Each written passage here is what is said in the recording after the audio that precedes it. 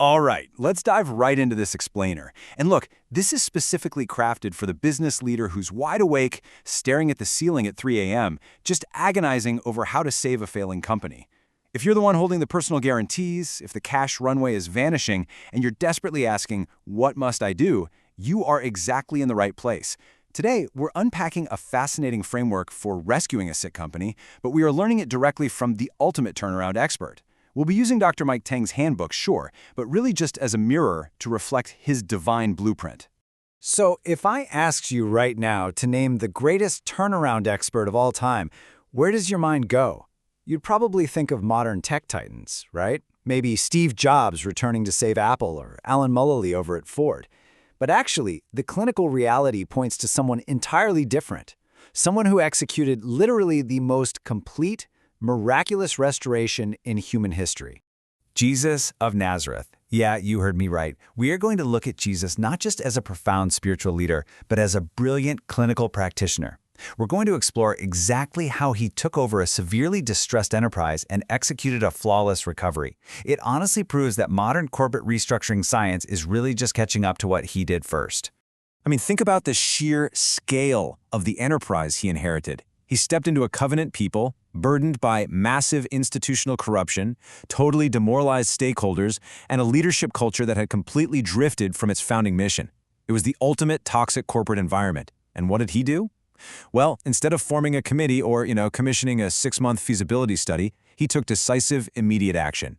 He confronted reality head-on.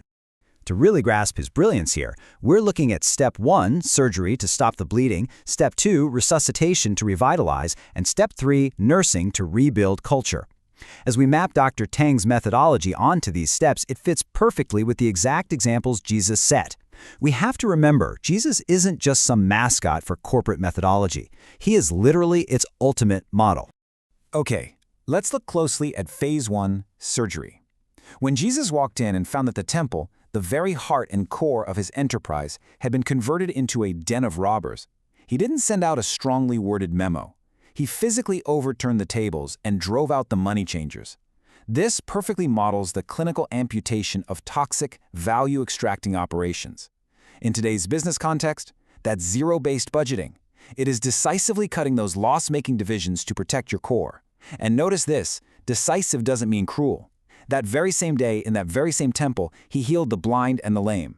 You see, surgery removes what kills you so that the real healing can actually begin. Still in that surgery phase? Just look at his strategy for resource allocation. He didn't try to be everywhere at once, and he definitely didn't try to please every single market segment. His ruthless concentration of resources on just 12 people, with one clear mission, is the absolute definition of surgical cost control. When your company is bleeding out, you cannot fund every pet project. You have to laser focus your dwindling resources on the profitable core, exactly the way he did. Now let's move to Phase 2, resuscitation. The bleeding has stopped, but now you urgently need to stabilize the entity. Picture Jesus standing before Pilate. This is the most hostile stakeholder scrutiny imaginable, a literal life-or-death board meeting. Yet, his unbroken composure there proves that crisis communication is a character discipline first, way before it's a media PR discipline. He didn't spin the truth, he didn't panic, he communicated with total, absolute clarity under unimaginable pressure. Then we hit Phase 3, nursing, where the focus shifts to rebuilding the immune system of the organization itself. And here, we see Jesus handling arguably the most public leadership failure in the New Testament, Peter's threefold denial. Now, a standard CEO, they'd have fired Peter on the spot, but Jesus didn't write him off. He took him aside, restored him threefold with "feed my sheep," and then entrusted him with the whole enterprise. It's amazing.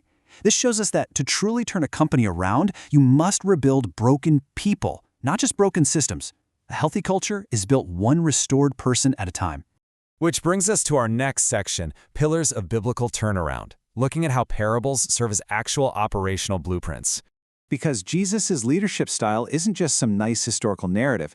His teachings are literal, actionable blueprints. Take Luke 14, where Jesus talks about counting the cost before building a tower so you aren't mocked for leaving it half-finished. That is pure business model discipline. He is demanding honest arithmetic. Or in John 21, the disciples fish all night, catch absolutely nothing, and Jesus tells them to just cast the net on the right side of the boat. That's market repositioning. Sometimes recovery isn't about just working harder, it's about occupying different ground and pivoting your strategy when the old way completely stops working. And then, of course, we have Zacchaeus. He is the ultimate case study in rebuilding trust. Zacchaeus had a business model entirely based on extraction and cheating. But when he met Jesus, he didn't just issue some empty PR apology, he repaid everyone he cheated fourfold. He proves that rebuilding trust requires restitution that is public, specific, and frankly, expensive. Integrity restored is business restored. Silent spin? That absolutely destroys the exact trust you desperately need to convince creditors and your staff to stick with you through the fire. Now, what about you? If you are the one orchestrating this massive turnaround, holding those guarantees, facing down those creditors day after day, we have to address the immense, lonely toll this takes on you. Corporate distress is profoundly isolating. You can't panic your staff, you're trying to protect your family, and it just feels like you're carrying the weight of the world. For this, the biblical blueprint points us to the prophet Elijah. Remember, after a massive victory, he was so exhausted he just collapsed under a broom tree and literally wanted to give up. Notice what God did not do here.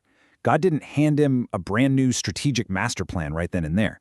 No, God sent an angel to give him food and let him sleep. Twice. Because an exhausted, isolated leader makes the exact errors a recovery simply cannot afford. Guarding your physical basics, sleep, food, taking a Sabbath rest, these are not self-indulgent luxuries during your crisis. They are critical, decision-quality infrastructure. As you navigate the chaos, never ever forget this crucial phrase: distress is a diagnosis, not a destiny. Look, a turnaround is a near-death experience for sure, but transformation is a revival experience. Much like the parable of the prodigal son, an enterprise can squander its capital, but when it finally comes to itself and makes a brutally honest diagnosis, it can be fully restored. Every business can find its way home when honest diagnosis meets the great physician. So I want to leave you with this final provocative thought.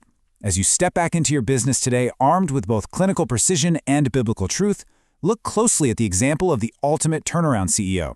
Ask yourself, what tables must you overturn in your enterprise right now? What toxic operations need surgical amputation today for your company to survive and thrive? The blueprint is right there in front of you. The courage to act on it?